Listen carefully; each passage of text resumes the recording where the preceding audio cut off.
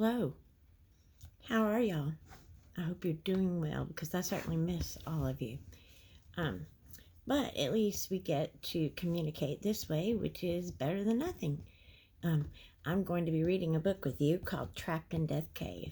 Some of you, I kind of started it a couple years ago in third grade. You may have heard of a couple of chapters, but it was a long time ago, and lots of y'all didn't hear it. So we're going to start at the beginning.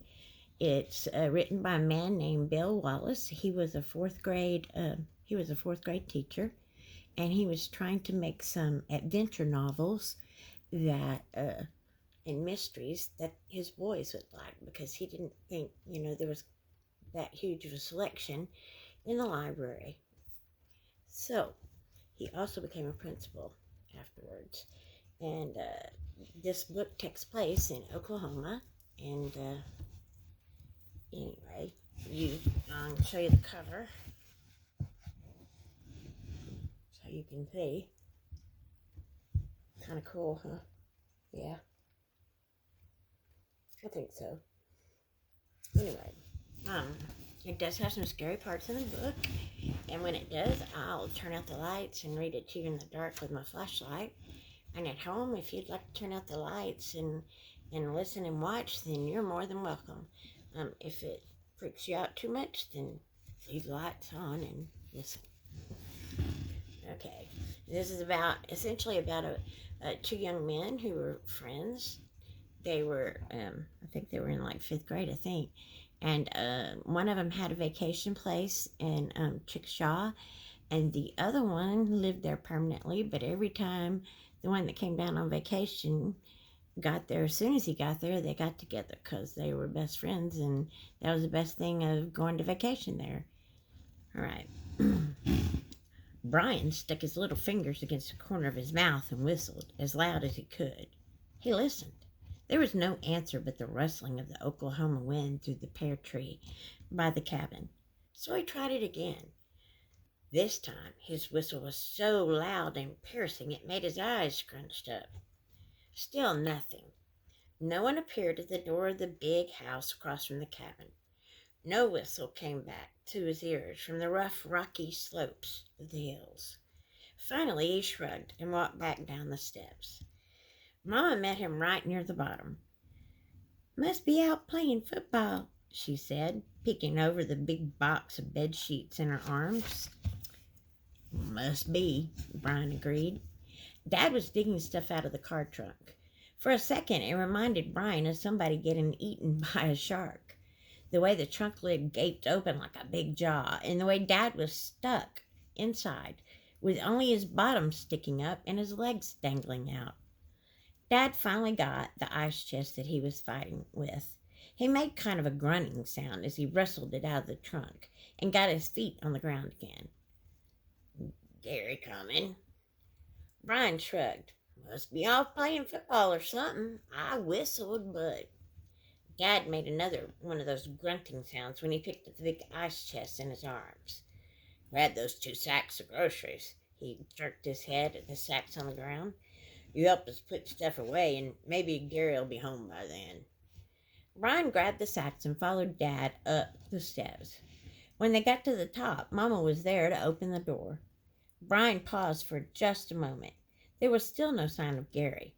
Since Brian had met Gary Marlar, they'd been the best of friends. The one thing Brian always did when he and his family arrived at their cabin in Medicine Park was whistle so Gary would know that they were there. They stayed together from the first minute Brian arrived until he got in the car for the drive back home to Chickasha. "Come on, Brian." Mama's voice brought his eyes away from Gary's house and hurried him into the cabin. It looked just the same as they had left it last summer. There was a lot more dust, but as soon as Brian and Dad finished dragging stuff up from the car, Mama would take care of the dusting and cleaning and all the other things that needed doing. The front porch was screened in, with thick plastic shutters that were closed to keep the rain and cold out. From the door, the porch went clear across the front of the cabin and around one side.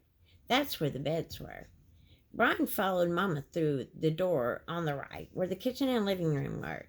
He put the sacks down next to the ice chest. "Well, I can't figure it out," Brian complained. "Gary knew we were coming down. He's always here when he knows we're coming. He wouldn't be out playing football when he knew that we were going to be here this afternoon." Dad came in from the back part of the cabin, back where the bathroom and the fuse box for the electricity were. He put a hand on Brian's shoulder. "Well, he might have had to go up to his grandfather's house. The funeral was 2 weeks ago. He might be up there helping his mom and dad put his belongings together." Dad shrugged. Stuff like that has to be done." Brian looked up at his dad. There was kind of a heavy feeling in his chest. "Easter vacation is going to be different this year, isn't it, Dad?" Dad nodded. "Yeah, you and Gary spend a lot of time with Grandpa, and you're right. It is going to be different, a lot different, without him." Dad's throat bulged out when he swallowed. "You and Gary will be all right, though. You're best friends. Now, he's probably going to still be feeling sad. You're just going to have to be patient and understanding with him." Brian tried to smile. "Well, I'm still feeling kind of sad, too," he said. Dad put a hand on the top of Brian's head and ruffled his hair. "I know. Come on. We got a couple more loads to carry up from the car." By the time they finished carrying stuff up from the car, Mama was already busy dusting. She'd opened the plastic shutters on the porch to let things air out. Dad got the vacuum sweeper and started to work on the carpet. Brian went back to the front door. "Well, I'm going to go walk up to Grandpa's and see if I can find Gary," he called. Nobody heard him. He waved his arms around a couple of times. Finally, Dad looked up from his sweeping. Brian motioned toward the door. Dad nodded, saying it was okay. Brian stopped on the top step for a moment. Coming to Medicine Park was like coming to a different world. Back home in Chickasha, the land was flat and smooth. There was nothing but rolling hills and a few trees to break up the Oklahoma prairie. But here, at the edge of the Wichita Mountains, only 50 miles from home, it was altogether different. Medicine Park was in a small valley, nestled between the high mountains all around. The houses were built out of round granite rocks called cobblestones. They were perched against the side of the hills, all facing the river that flowed through the middle of the valley. It wasn't really a river. It was called Medicine Creek. It wasn't like most of the other rivers Brian had ever seen in Oklahoma. It wasn't red and muddy looking. Medicine Creek was a blue color, so clear that you could see him cling to the bottom in most places. You had to hunt to find dirt, too. And when you did find dirt, it wasn't red dirt, like around home. Here it was brown and sandy, washed down from the stone and granite boulders that sprung up from everywhere against the sides of the Wichitas. It was a beautiful place, wild and rugged.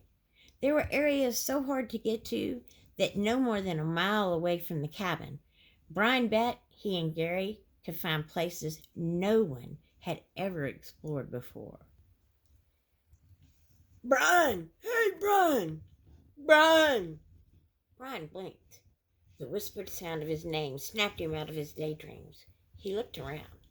"Brian!" The shush whisper came again. "Brian, down here!" He looked toward the bottom of the steps. There on the ground he spotted the toe of a grungy old tennis shoe. It was so dirty, it was almost brown. The rest of the shoe was hidden behind the pear tree in front of the house.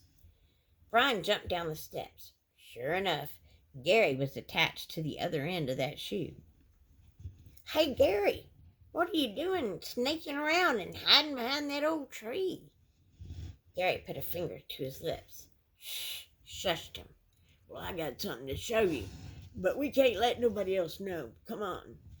Brian followed his friend. They moved silently along the wall in front of the cabin. Gary crouched down and went beside the honeysuckle hedge between Brian's cabin and the house to the west. They cut through the backyard of that house and then followed the thick cover of oak trees around the ridge and went back down toward the schoolhouse. At the edge of the road, Gary crouched down and looked to make sure there were no cars.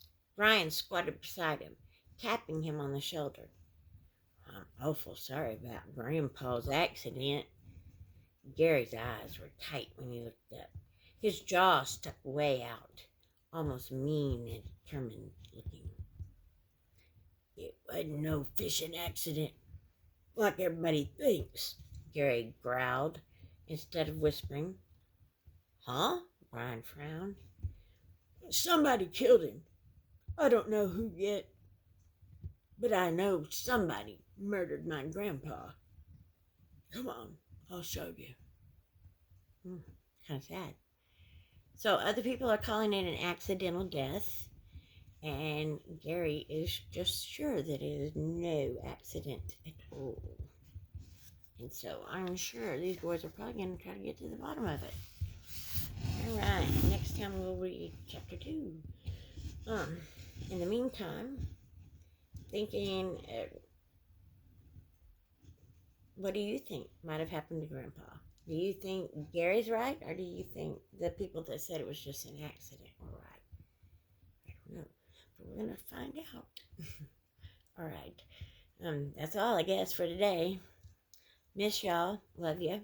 If you need something, you need to tell us. All right. All right, bye. Oh, by the way, there is some work that goes with this. There's I would like for you to